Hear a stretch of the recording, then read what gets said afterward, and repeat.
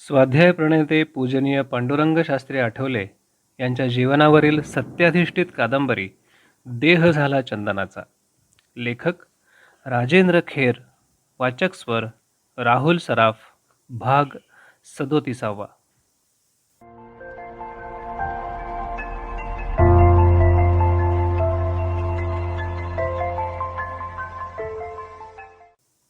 संस्कृती प्रसाराचं काम करता करता वैजनाथ शास्त्री यांचाही आवाज एकाएकी बसला होता आणि त्यांचा पाय व्यासपीठावरून खाली आला होता, कायमचा. आणि त्याच कार्याची धुरा आपल्या खांद्यावर घेऊन त्यांचे अवघे 22 वर्षांचे चिरंजीव पांडुरंग शास्त्री व्यासपीठावरती विराजमान होणार होते, तेही कायमचे.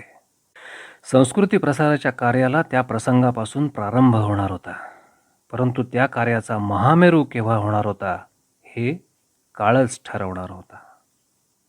ठरल्याप्रमाणे रविवारी सकाळी 9:30 वाजता पांडुरंग शास्त्री माधवबागेतल्या भगवद्गीता पाठशाळेच्या व्यासपीठावर विराजमान झाले. मांडुक्य उपनिषदातील गौडपादांच्या कारिकांपासून त्यांनी प्रवचनाला प्रारंभ केला. गौडपादाचार्य हे शंकराचार्यांचे आजे गुरु. गौडपाद कारिका, मांडुक्य कारिका किंवा आगमशास्त्र या नावानं असलेली कारिका हे गौडपादाचार्यांचे प्रमुख ग्रंथ. प्रवचनाला प्रारंभ करताच पांडुरंग शास्त्रींनी गौडपादाचार्यांचा थोडक्यात इतिहास कथन केला. गौड देश म्हणजे आजचा बंगाल प्रांत. गौडपादाचार्य हे या गौड देशाचे. पण शारीरिक मीमांसा भाष्य वार्तिकात बालकृष्णानंद सरस्वतींनी म्हटलं आहे की कुरुक्षेत्रातल्या हिरावती नदीच्या काठी हे गौड लोक होते. गौडपादाचार्य हे त्यांच्यातले मुख्य होते.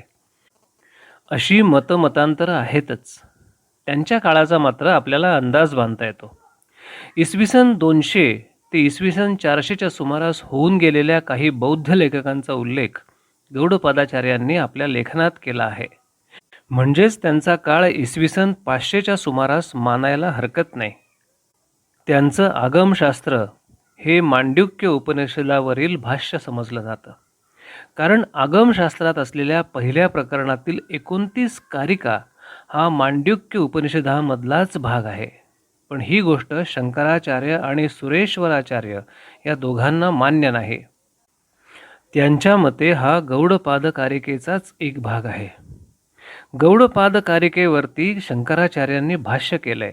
त्यात प्रारंभी ते म्हणतात, ओंकार निर्णयाकरता आणि आत्मतत्वाच्या प्रस्थापनेसाठी पहिलं प्रकरण आहे. अद्वैत ही द्वैताप्रमाणे माईक आहे अशी कुणाला शंका आली तर त्याचं निराकरण करण्यासाठी तिसरं प्रकरण आहे. आता आपण पहिल्या प्रकरणापासून प्रारंभ करूया. याप्रमाणे प्रवचनाला प्रारंभ करून पांडुरंग शास्त्रींनी अल्पावधीतच साऱ्या श्रोत्यांची मनं जिंकून घेतली. प्रवचन जसजसं पुढे सरकू लागलं तसतसं श्रोते खोलवर गुंगून गेले. त्यांची विद्वत्ता पाहून श्रोते अतिशय भारावून गेले. निरूपण करण्याची पांडुरंग शास्त्रींची पद्धत त्यांना भावली होती. त्या भरात 1 तास कसा निघून गेला हे कुणालाही कळलं नाही. प्रवचन संपलं तेव्हा जो तो पांडुरंग शास्त्रींचं दर्शन घेण्यासाठी पुढे सरसावला. त्यामुळे पांडुरंग शास्त्रींना काहीसं अवघडल्यासारखं झालं. थोऱ्या मोठ्यांनी नमस्कार करणं त्यांना रुचत नव्हतं, परंतु त्या थोऱ्या मोठ्यांचा नमस्कार त्यांच्या वयाला नसून विद्वत्तेला होता. त्या गोष्टीला पांडुरंग शास्त्री थोडेच थोपवू शकणार होते. हे प्रेम दिवसेंदिवस असंच वाढत जाणार होतं. आत्ता कुठे पूजेला प्रारंभ झाला होता. प्रभू कार्याचा पाया घातला गेला होता. त्यावर ईश्वराला अभिप्रेत असलेल्या फार मोठ्या मानवतेच्या कार्याचा कळस चढणार होता. निरपेक्ष बुद्धीनं आरंभलेल्या ईश्वरप्रेरित कार्याला कार्यसिद्धी मिळत असतेच असते. पांडुरंग शास्त्रींनी घरात प्रवेश केला तेव्हा तात्या त्यांना सामोरे आले. घाबऱ्या घोबऱ्या स्वरात ते म्हणाले, अरे ऐकलंय ते खरं आहे का? काय तात्या? गोवालिया टँक मैदानावर गोळीबार झाला म्हणे. हो, तू येईपर्यंत माझ्या जीवात जीव नव्हता बघ. तुझ्या आईची पण तशीच अवस्था झाली आहे. पार्वतीबाई स्वयंपाकघरातून बाहेरच्या खोलीत आल्या आणि म्हणाल्या, कशाला उगत जायचं अशा सभांना? विनाकारण आपला जीव धोक्यात घालायचा. त्या दिवशी सकाळी खरोखरच पांडुरंग शास्त्रींनी आपला जीव धोक्यात घातला होता. ते जेव्हा घराबाहेर पडले तेव्हा सकाळचे 9 वाजून गेले होते. घरातून निघताना त्यांनी नेहमीप्रमाणे देवाला नमस्कार केला होता. तसे ते कर्मकांडी मुळीच नव्हते, पण देवाला नमस्कार केल्याशिवाय ते कधीही घराबाहेर पडत नसत. नित्याच्या या नियमानुसार त्यांनी देवाला नमस्कार केला होता आणि ते बाहेर पडले होते. झपाझप पावलं टाकत ते गोवालिया टँकच्या दिशेने निघाले. लवकरात लवकर त्यांना तिथे पोहोचायचं होतं. चालताना ते आपल्या आवडीचा श्लोक हळुवार आवाजात गुणगुणत होते. लभ्या धरत्री तव विक्रमेण ज्यायांश्च वीर्यास्त्रबलौर्विपक्ष अतः प्रकर्षाय विधिर्विधेय प्रकर्षतन्या हिरणे जयश्री. पांडव वनवासात आपलं व्रतस्थ जीवन जगत होते. तेव्हा एक दिवस प्रत्यक्ष वेदव्यास पांडवांना भेटायला वनात येतात.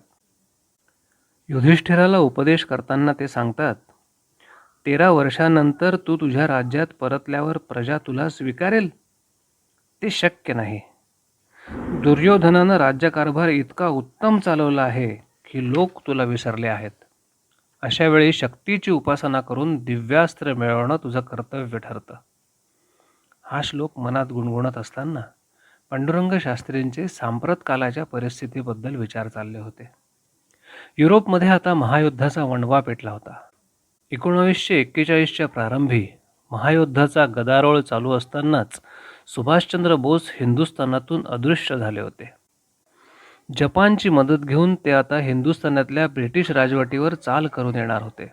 सिंगापूरला त्यांनी आझाद हिंद सेना स्थापन केल्याच्या वार्ता हिंदुस्थानात प्रसृत झाल्या होत्या. हिंदुस्थानातल्या जनतेत उत्साहाचं वारं संचारलं होतं. सुभाषबाबूंची सर्वजण आतुरतेने वाट पाहत होते. जनमत विरुद्ध जाऊ नये म्हणून ब्रिटिश सरकार सुभाषबाबूंविरुद्ध सतत आग पाखडत होतं. जपानच्या मदतीनं आलेली सुभाषबाबूंची आझाद हिंद सेना हिंदुस्थानात धडकताच आपलं आधीच खिळखिळं झालेलं साम्राज्य कोलमडून पडेल अशी भीती ब्रिटिश राज्यकर्त्यांना वाटत होती. आणि झालंही तसंच. आझाद हिंद सेनेनं हिंदुस्थानाचे दरवाजे ठोठावले तेव्हा ब्रिटिश सरकारच्या तोंडचं पाणी पळालं. परंतु त्याचवेळी त्या राज्यकर्त्यांना दिलासा देणारी बातमी आली. हिंदुस्थानी जनतेला मात्र त्या बातमीमुळे कमालीचा धक्का बसला. 29 मार्च 1942 रोजी परदेशी वृत्तसंस्थेतर्फे एक कटू वार्ता देण्यात आली. सुभाषचंद्र बोस टोकियो नजीक विमान अपघातात ठार झाले. ही बातमी थोड्याच अवधीत त्या वृत्तसंस्थेतर्फे मागे घेण्यात आली. त्या वृत्तसंस्थेनं म्हटलं होतं, ही खात्रीलायक बातमी नाही म्हणून ती मागे घेण्यात येत आहे. ती कटू वार्ता सत्य असो किंवा असत्य असो, हिंदुस्थान मात्र सुभाषबाबूंना कायमचा मुकला होता.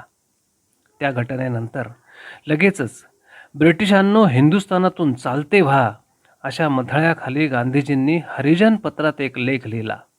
छोडो भारत या घोषणेद्वारे त्यांनी देशवासियांना एक आक्रमक मार्ग दाखवला. त्यानुसार ब्रिटिशांनी इथली सत्ता सोडून चालतं व्हावं, अन्यथा देशभर सत्याग्रह आंदोलन केलं जाईल असा इशारा देणारा ठराव काँग्रेसच्या कार्यकारी समितीनं मंजूर केला. काँग्रेस कार्यकारी समितीनं केलेल्या ठरावावर शिक्कामोर्तब करण्यासाठी मुंबईच्या गोवालिया टँक मैदानावर 7 ऑगस्ट 1942 रोजी भारतीय काँग्रेस समितीच्या अधिवेशनाला सुरुवात झाली. मौलाना आझाद हे अधिवेशनाचे अध्यक्ष होते. त्या अधिवेशनात पहिल्याच दिवशी नेहरूंनी चले जावचा ठराव मांडला आणि त्या दिवशी त्या ठरावावर सभेमध्ये शिक्कामोर्तब होणार होतं. पांडुरंग शास्त्री तिकडेच निघाले होते. थोड्याच वेळात ते सभास्थानी जाऊन पोहोचले. गोवालिया टँक परिसरात तेव्हा प्रचंड जनसमुदाय जमला होता. राष्ट्रीय नेत्यांची भाषणं लोक कान देऊन ऐकत होते. पांडुरंग शास्त्रीही मागच्या बाजूला उभं राहून भाषण ऐकत होते. आदल्या दिवशी नेहरूंनी मांडलेला चले जावचा ठराव सभेनं मंजूर केला आणि मग नेत्यांची भाषणं सुरू झाली. प्रत्येक नेता ब्रिटिश सरकारवर दोषारोप करत होता. त्यांच्या दडपशाहीला लांछनास्पद ठरवत होता.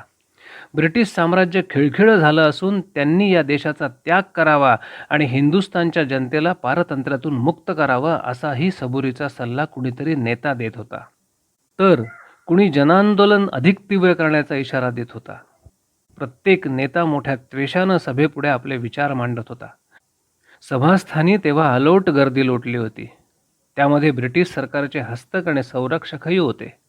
साहजिकच समोर चाललेला प्रकार त्यांना खपण्याजोगा नव्हता. त्यांनी इशारा करताच शेकडो पोलीस सभेत घुसले आणि त्यांनी लाठीमार सुरू केला. बंदुकीच्या फैरी झडू लागल्या. त्यामध्ये कित्येक लोक जखमी झाले तर कित्येक लोक जीवाला मुकले. शेकडो लोक बंदिवान झाले. सभेत एकच गोंधळ माजून राहिला. जीव मुठीत घेऊन लोक सैरावैरा वाट फुटेल तिकडे पळू लागले, परंतु त्यातले कित्येक जण पोलिसांच्या तावडीत सापडले. पांडुरंग शास्त्री लगबगीनं केनडी ब्रिजच्या दिशेनं निघाले. ब्रिज लगतच्या जिन्यावरून ते खालच्या बाजूला आले. तिथे दिसेल त्याला पोलीस पकडत होते आणि यथेच्छ तुडवत होते. कुणीही त्यांच्या तावडीतून सुटत नव्हता.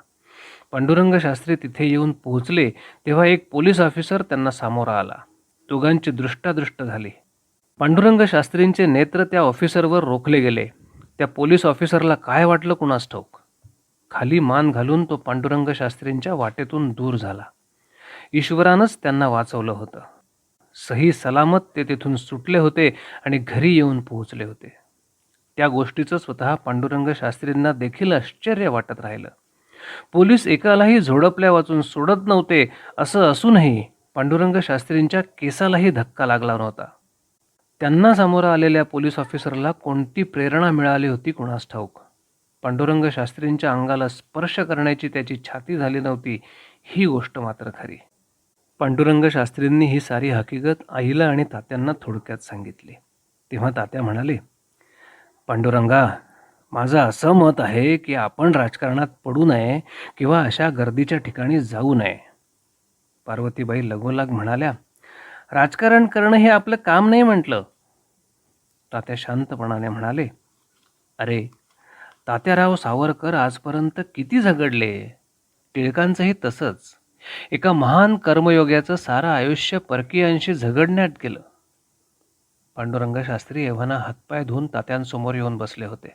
तात्या म्हणाले, तुला खरं सांगू का पांडुरंग, लौकिक स्वातंत्र्य मिळून काहीही उपयोगाचं नाही. गेल्या 150 वर्षात इंग्रजांनी जी आपली मानसिकता तयार केली आहे किंवा नव्या लोकतांत्रिक घटनेची जी चौकट आपल्या भोवती निर्माण केली आहे, त्यातून बाहेर पडल्याशिवाय आपल्याला खऱ्या अर्थानं स्वातंत्र्य कधीच मिळणार नाही. बरोबर बोललात तात्या, माझं सुद्धा हेच मत आहे. पण असा बदल घडून येण्यासाठी बराच काळ थांबावा लागेल. गेल्या 1500 वर्षात जी परकीयांची सतत आक्रमणं भारतावर झाली, त्यामध्ये आपण आपली मूळ वैदिक संस्कृती हरवून बसलो आहोत. परकीयांनी आणलेली राज्यपद्धती इतकी आपल्या अंगवळणी पडली की त्यामध्ये आपली दैदिप्यमान राज्यव्यवस्था आपल्या विस्मृतीत गेली. त्यावर धूळ चढत गेली. ती धूळ झटकण्याचं काम. तेव्हा तात्या म्हणत होते, संस्कृतीचा प्रसार करणं हा त्यावर एकमेव उपाय आहे. ते काम तुला करायचं आहे. म्हणून अशा राजकीय चळवळीत तू पुन्हा पडू नकोस.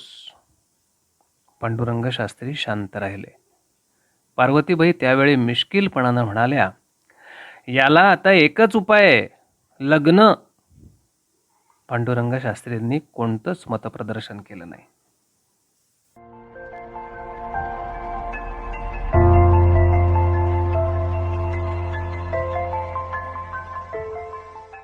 देह झाला चंदनाचा. लेखक राजेंद्र खेर. वाचक स्वर राहुल सराफ.